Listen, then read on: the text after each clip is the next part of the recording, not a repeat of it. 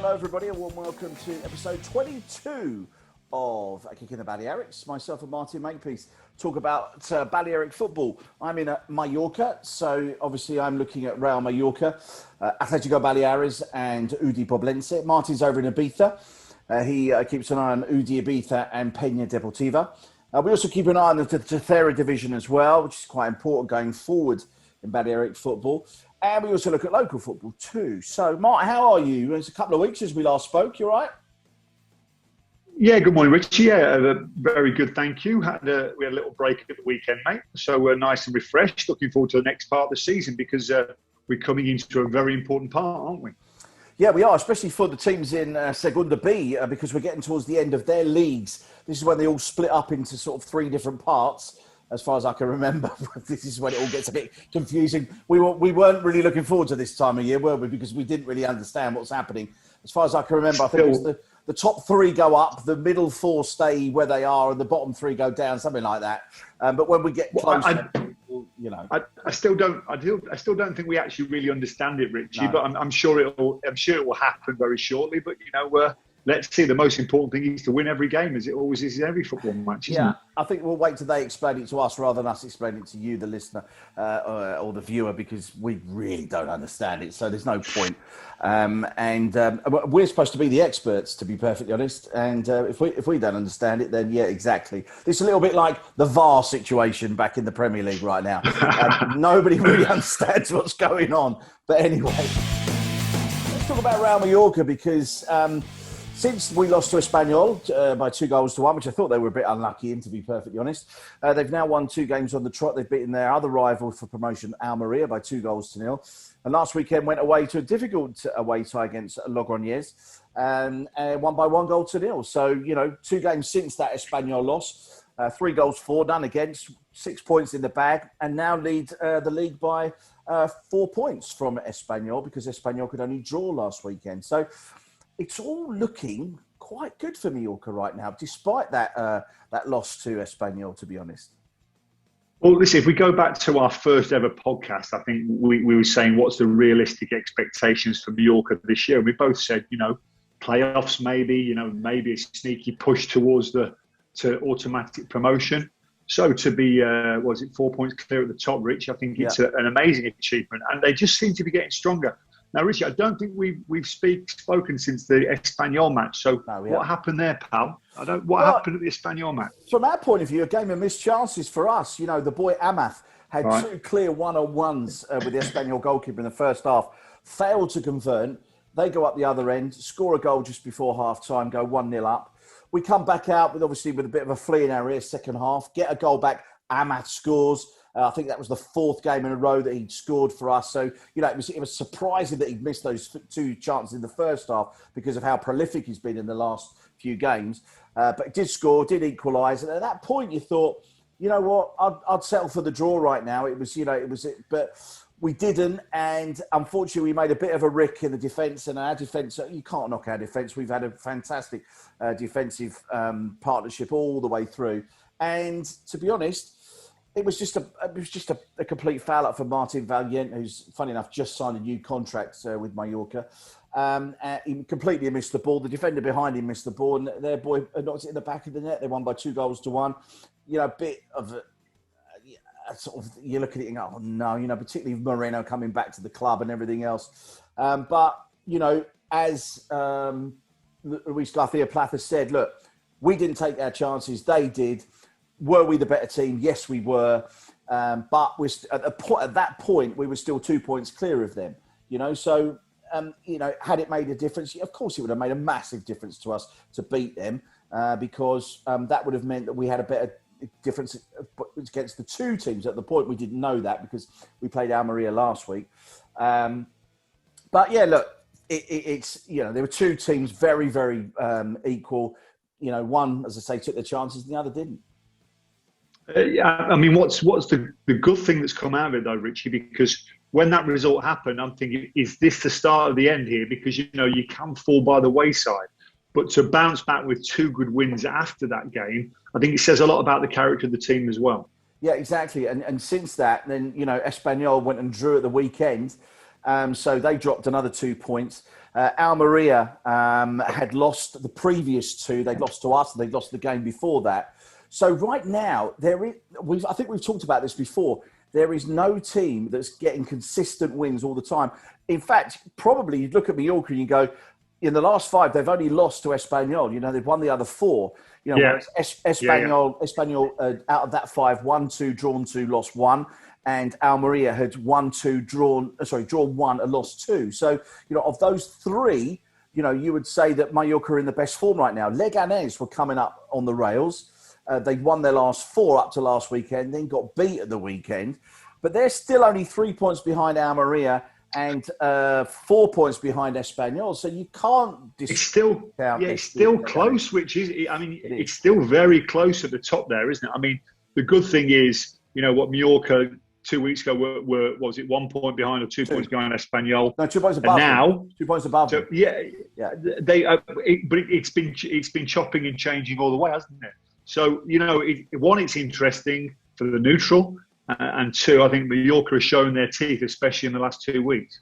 The good thing is, Mark, that we've played all the teams around us pretty much. We've played them all twice. The only team we've got to come up against, I think we've got Gijón, who are in 5th, and Leganés in 4th. But everybody else in and around those top 6, as they are right now, I have to include Rayo Vallecano in that, have all got to play each other. So the running, as we see it right now, is probably on paper slightly easier for Mallorca right now.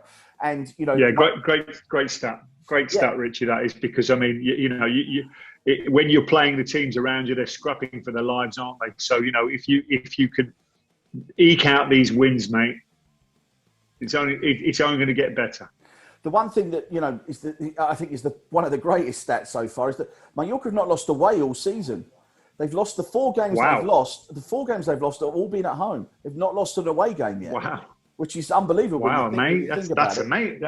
That's amazing, Richie. I've never seen that. That's amazing. So, I mean, if you look at the table, Mallorca and Espanyol are by far the strongest teams, aren't they? I'm talking stat-wise, by the way.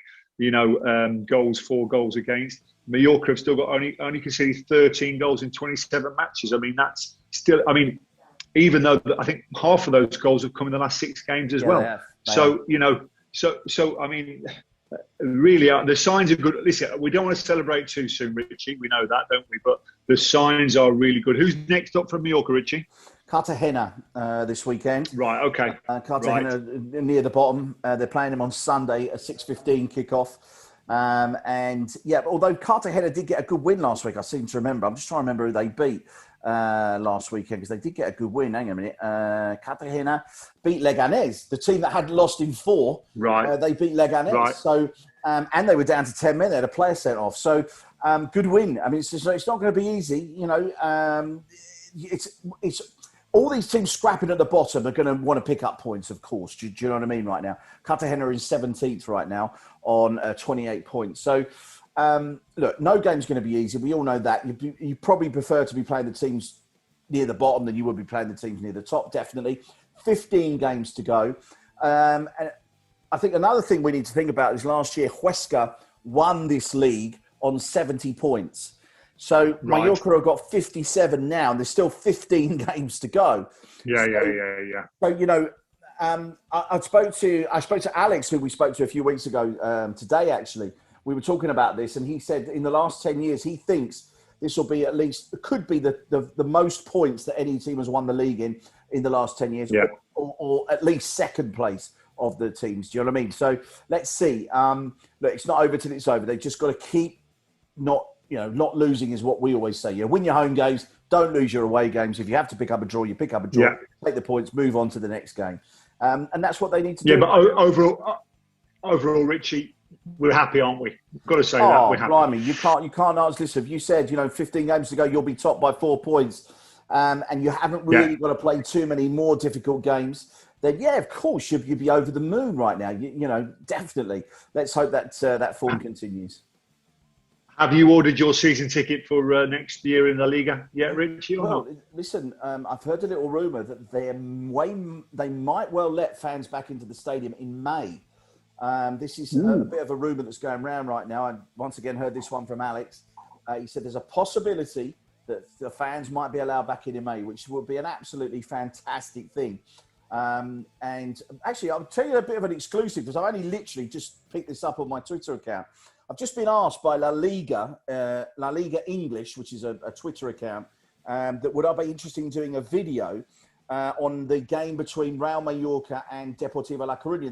The last time we went up to the league, they do this thing called Fan Pick of the Week, this thing, and they want me to do a video on my experience of that particular game. And then what they do is they obviously show you introducing the game, and then they show the game itself. So hopefully that's just come through on my Twitter. So looking forward to it. That could be good. Just shows you the reach of the reach of this podcast and Zoomcast, mate, isn't it? You know, it gets everywhere. Can't get away from it. Fantastic. Let's move on. Let's move on to Segunda B. Now there were no games last week apart from some catch-up games. Because there's some teams that in some leagues have played more games than others. This is mainly due to COVID outbreaks in certain teams, of which Atlético Balears did get caught up quite significantly in. So Atlético Balears played a catch-up game against San Sebastian, or Udi Sanse as they are known, and got a 1-1 draw, which, although you might think it's a pretty good result against the team that are top of the league, they needed a win, really, to be perfectly honest. Udi San Sebastian on Udi Sanse are top of the league, 31 points, followed by Dux, our mates Dux from Madrid on 26. Rayo Majadahonda 24, Real Madrid Castilla, but that's Real Madrid's B team on 22. And I think Balearics are back in 5th place on 19. So if we think it's the top 3, they still have got a bit of work to do to get themselves back up. Atletico have got 4 games left.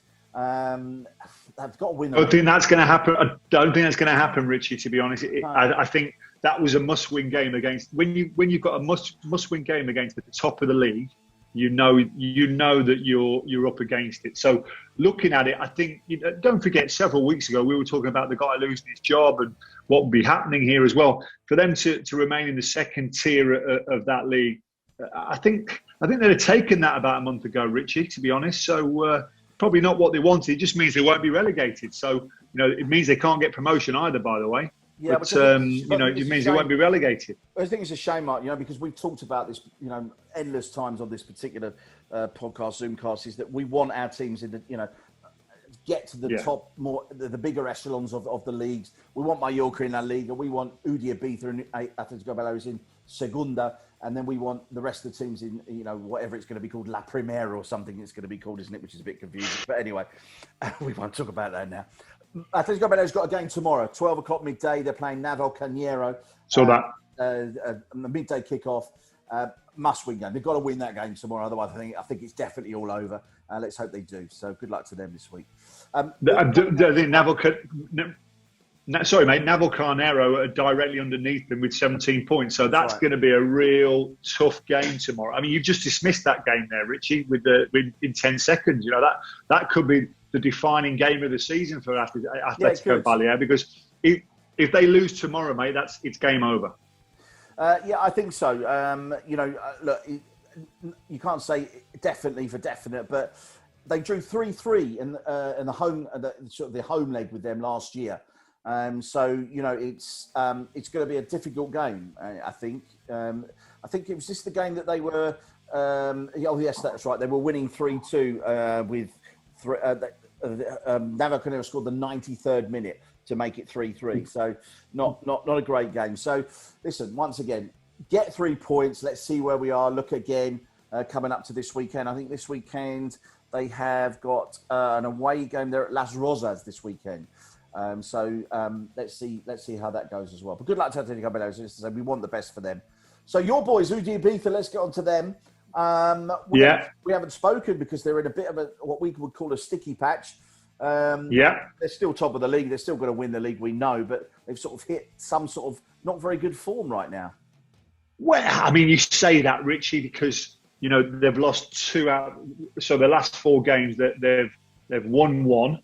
Lost 2 and drawn 1. So that's the last 4 games. So they lost that game against Alcoyano, which was not a bad loss, but they're one of their nearest rivals. So that we thought that could have changed things as well.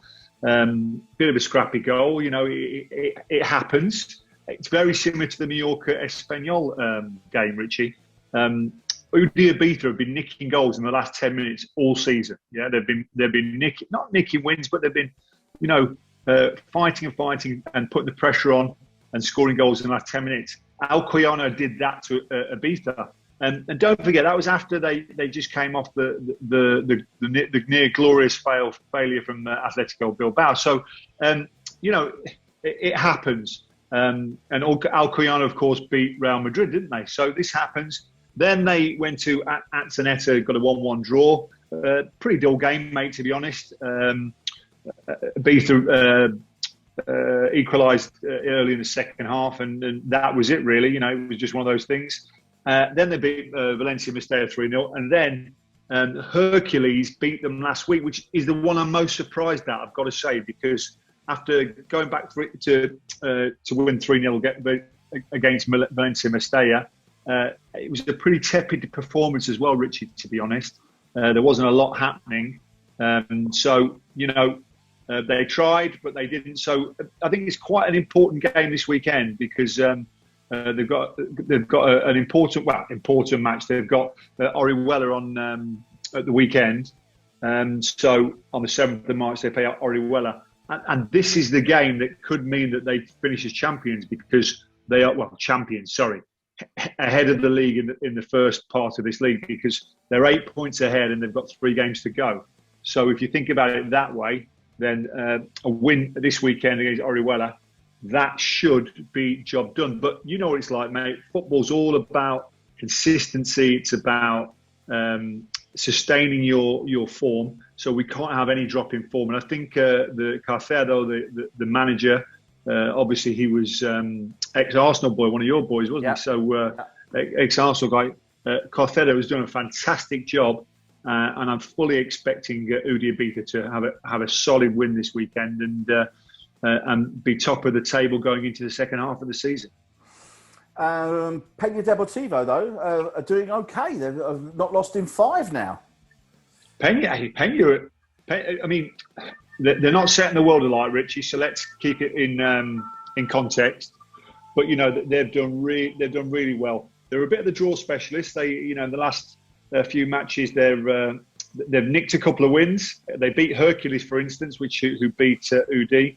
They beat La Nucía away, and they got draws at Orihuela, Levante, and Valencia Mestalla. So, really positive there as well. If you look at the table where they are as well, they're up to that second tier as well. Remember, we keep talking about these tiers, Richie, yeah? Just to let the viewers, the thousands of viewers at home know that, if you're in the top third, that means you go on to a separate kind of tournament where you've got promotion.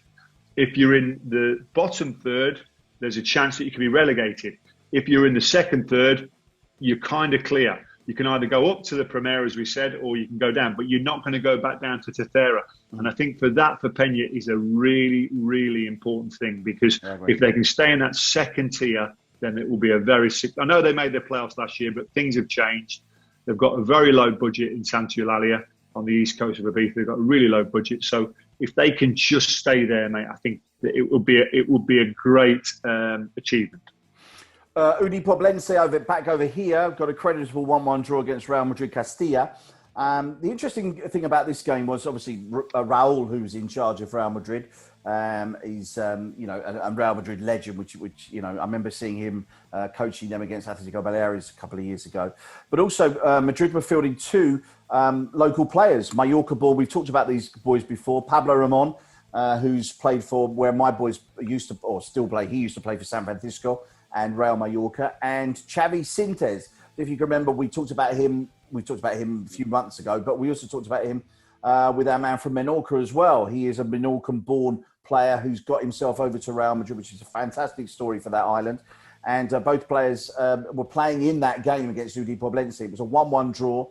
And I would imagine that UD probably need a win and a draw from their last 3 games. 3 games to go now to not finish in that bottom bit that you were talking about earlier. They're sort of on the sort of the cusp of going down. They just need to get themselves away from those bottom 2, which are Getafe and Las Rosas as well. So let's see if they can catch Atletico Madrid B.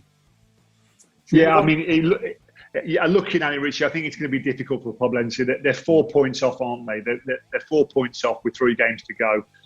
It's looking tough, but they've still got a chance. Doesn't mean they're going down. They just have to fight. They're going to have to fight harder in the second half of the season. Yeah.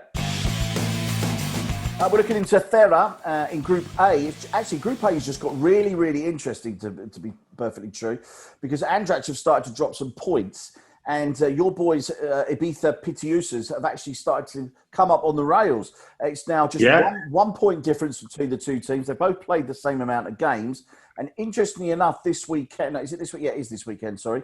Interestingly enough, no, it's not this weekend. Sorry, I thought it must be the weekend after. They're playing Portmanny, Andrach. You've got Portmanny coming up, and I can't remember what blooming date it is.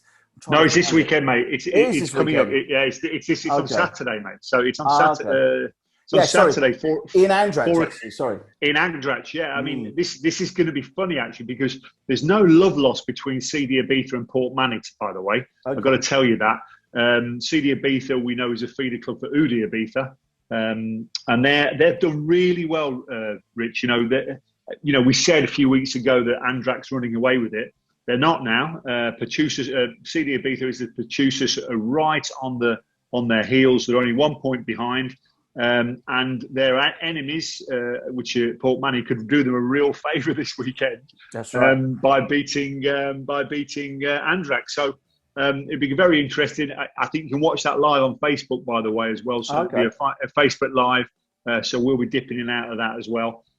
So it'll be interesting. I mean, the thing is, Portmanny is still fighting there as well, because they've dropped a few points. It's my local side. It's a side my son plays, where he plays the junior side.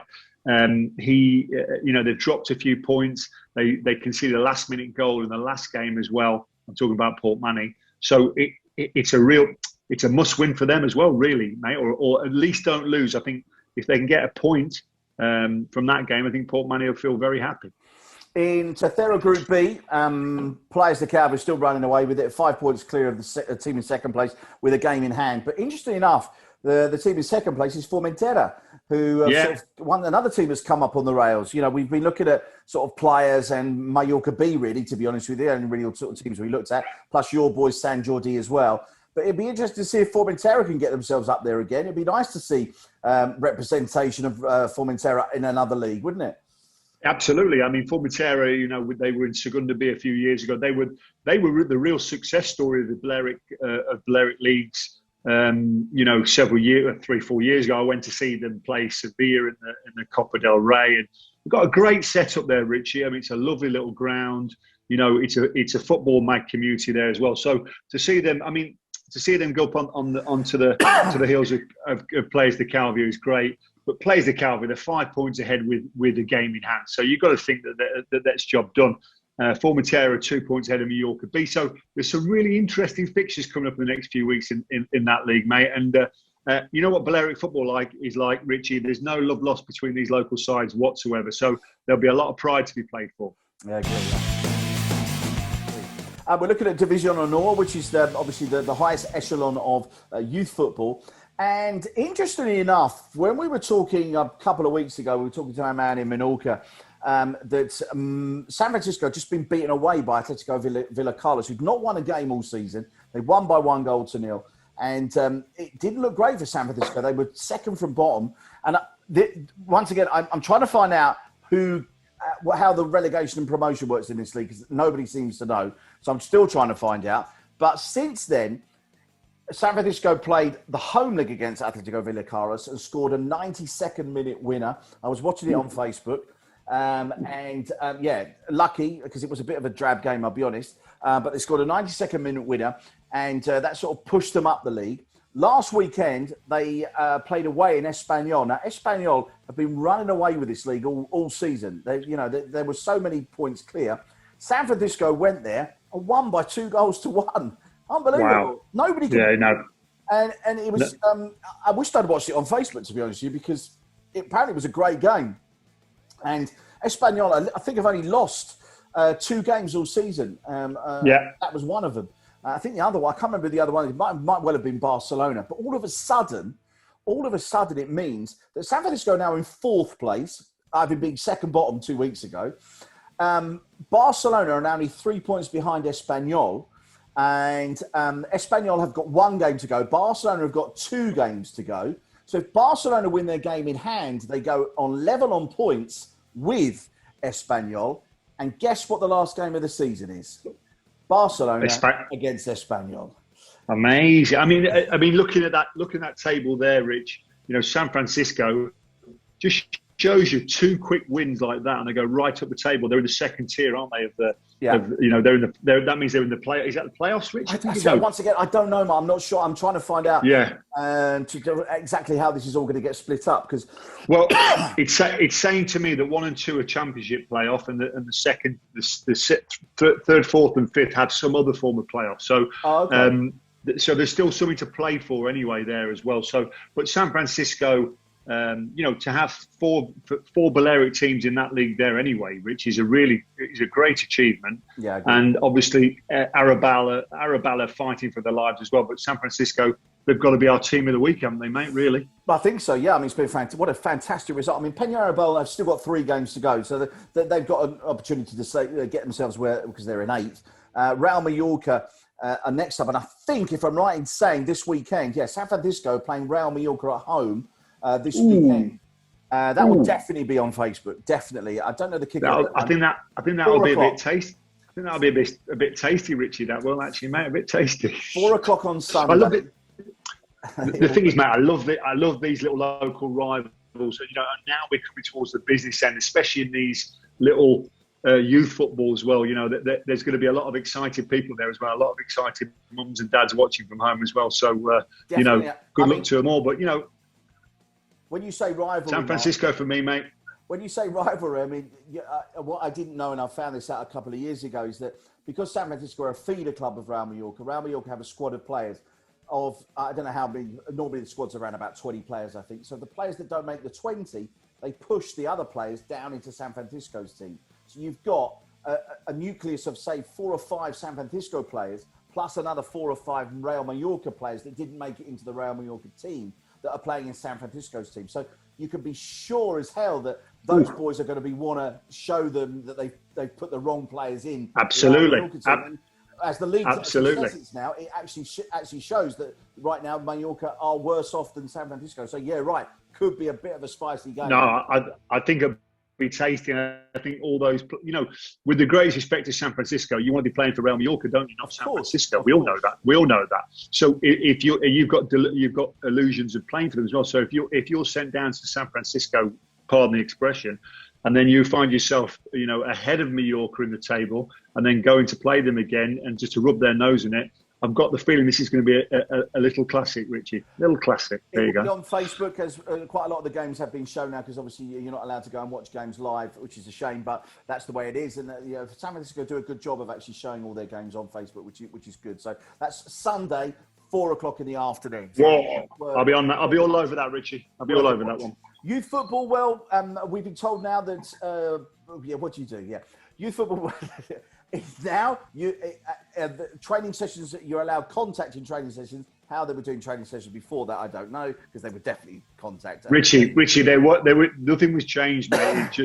It's just red tape, because the training sessions was exactly the same, apart from a few masks were flying around. That was all. So yeah. So at the moment, I've been told that the league are in constant contact with the health officials to try and get the league restarted. Because and this is where the sort of the fight is right now. How safe it is. It would be nice to know that hopefully this month of March, because I thought it was going to happen this weekend. It's not going to happen this weekend, of course, as we know. So how many more weeks we have to wait, nobody really knows. Well, there's a real problem, Richie, because we haven't got time now to finish the leagues. We're so far behind. I think sooner or later we're going to have to call the whole thing off and come back again in May. But or maybe organise some mini tournaments for April, Easter as well, because you don't want to be playing meaningless matches. You want to play matches as well. But the boys at the training, but they need match practice, mate. It's as simple as that. And we spoke about it in our radio show this morning, didn't we? That get the kids back. I almost think it's torture for those kids not to be playing football and competitive football, competitive sports, which are really important for you growing up.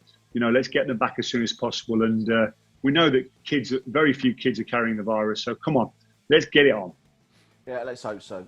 Listen, you can catch us all on our normal social media pages at Kicking the Balearics, Facebook, Twitter and Instagram. This will be out as a Zoomcast and a podcast during the course of this week.